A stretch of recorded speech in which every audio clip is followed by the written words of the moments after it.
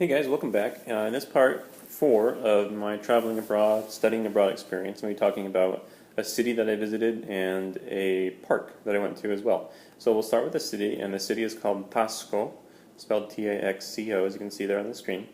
And it's known as the Silver City because people, I don't know if they still do it now, but for a long time they mined silver there. So when you're in town or we're just walking around, you're going to see a lot of silver shops.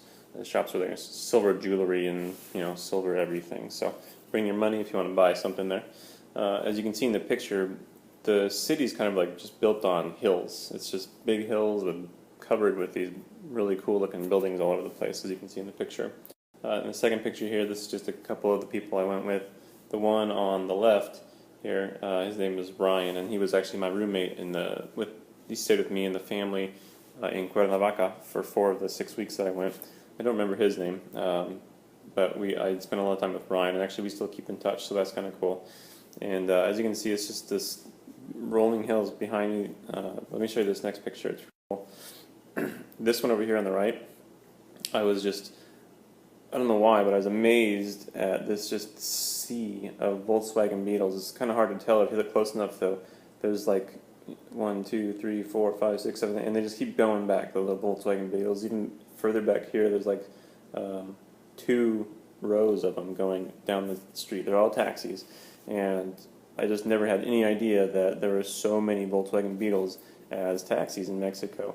That, and then Nissans were pretty popular too at the time when I was there. And of course over here, there's some more Volkswagens rolling down the street. So it's a lot of hills, a lot of narrow streets, narrow alleyways, and some really good food. There's some really good music in the Zocalo at night, kind of like a party thing. I think we just stayed there for one night, but it was a really cool town.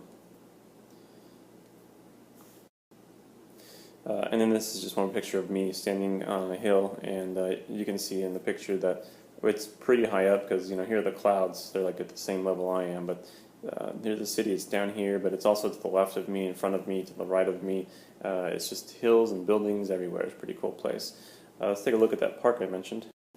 So I just remembered the name of this park the other day. It's called Las Estacas, and at first glance it's like, oh, okay, it looks like a normal park. You have grass and trees and shrubs and stuff like that. And sure, it's really nice. You got the palm trees.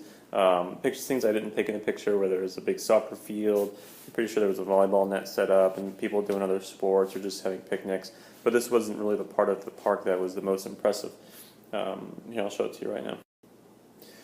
So this is 2 different pictures. I apologize in this one, these black lines, there's some strings that were hanging down in front of the camera lens I didn't notice. Again, the downside of not having digital cameras at the time. But what you're looking at here isn't like a pool or anything, but it's a natural flowing river that goes through the park.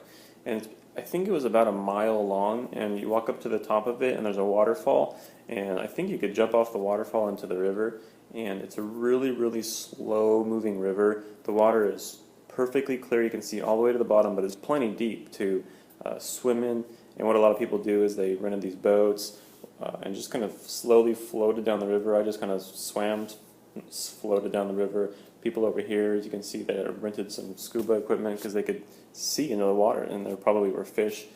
And it was just really cool. It's the kind of park that you'd want to go back to if you lived near it. I would go there every single day if this was near my house.